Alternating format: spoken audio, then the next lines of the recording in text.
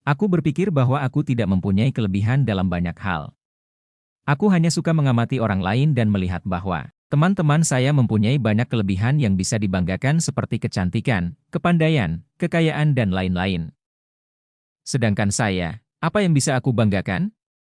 Tampaknya aku juga tak dapat bergaul dengan cewek, karena setiap kali bertemu dengan mereka, aku merasa bukan cowok ideal yang pantas untuk bergaul dengan cewek, jadi lebih baik aku mengamati saja cewek idamanku dari kejauhan. Seandainya aku cukup punya kepercayaan diri untuk ilustrasi di atas seringkali menjadi masalah buat sebagian remaja sehingga terkadang menjadi sangat frustrasi dan putus asa dengan masalah tidak pede atau minder ini. Bagaimana cara kita mengatasi masalah krisis kepercayaan diri ini? Saat diri kita menghadapi sebuah persoalan yang berat, biasanya masalah yang kita hadapi bukan merupakan masalah yang baru.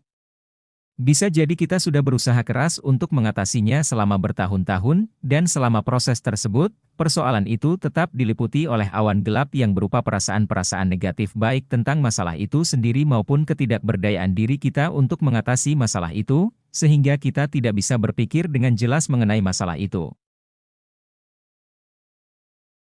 Sebelum beranjak terlalu jauh dengan masalah PD ini, apakah yang dimaksud dengan diri itu? Diri bisa didefinisikan sebagai sebuah gambaran tentang fisik, perilaku dan keadaan psikologis atau mental kita, di mana setiap individu berbeda-beda dalam penggambarannya. Selain itu juga meliputi cara berpikir, pikiran, tingkah laku serta cita-cita kita yang diadopsi dari orang lain maupun lingkungan di mana kita tinggal. Berbagai aspek tentang diri saling tergantung satu dengan yang lainnya. Secara bersama mereka menampilkan suatu kesatuan utuh. Dan meski kita berubah dari situasi yang satu ke situasi yang lain, diri tampaknya juga memiliki semacam kontinuitas dan karakteristik tertentu yang menunjukkan ciri khas seseorang. Diri inilah yang sangat berpengaruh terhadap sikap dan perilaku kita sehari-hari. Bagaimana kita menghadapi suatu masalah serta langkah apa yang kita ambil untuk mengatasi masalah tersebut. Dari contoh kasus di atas, kita bisa melihat bahwa bila kita berpikir kita mungkin gagal, maka sebenarnya kita telah menyiapkan diri kita untuk gagal. Dan sebaliknya bila kita berpikir bahwa kita bisa, maka kita cenderung sukses. Kepercayaan diri adalah sebuah kondisi di mana kita merasa optimistis dalam memandang dan menghadapi sesuatu dalam hidup kita. Kepercayaan diri ini sangatlah bergantung kepada konsep diri. Lalu apakah konsep diri itu? Konsep diri adalah gambaran mental diri kita sendiri yang terdiri atas pengetahuan tentang diri kita sendiri, semua harapan kita, dan penilaian terhadap diri kita sendiri. Pengetahuan tentang diri kita adalah informasi yang kita miliki tentang diri kita.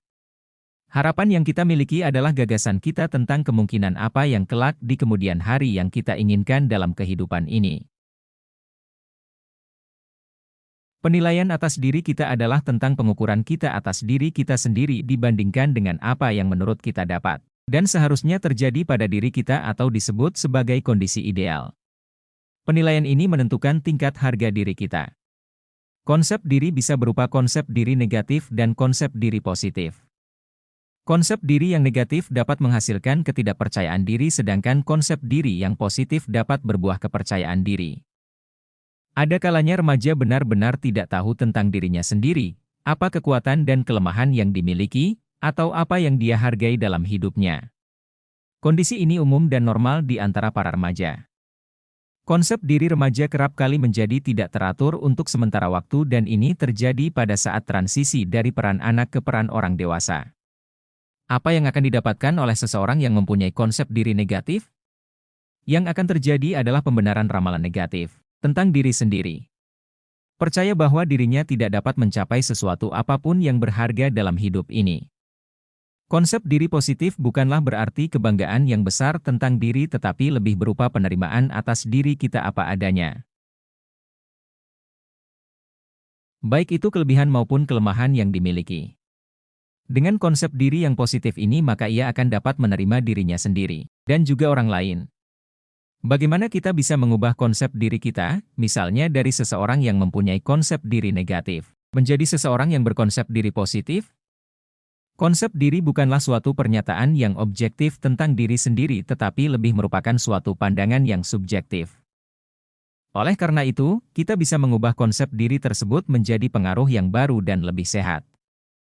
Langkah-langkah yang dilakukan untuk mengubah konsep diri tersebut, yaitu: langkah pertama, menetapkan tujuan dalam hidup ini, namun jangan sampai tujuan ini terlalu idealis, berlebihan, dan khawatir akan pengakuan orang lain atas tujuan hidup kita. Tujuan ini bisa bersifat jangka pendek dan jangka panjang, serta bisa bermacam-macam, tergantung prioritas dalam kehidupan kita.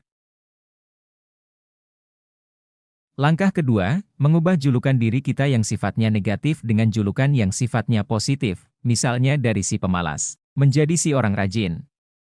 Hal ini bisa kita lakukan dengan cara mencari informasi baru tentang diri kita dalam berbagai bidang dari teman-teman maupun keluarga kita.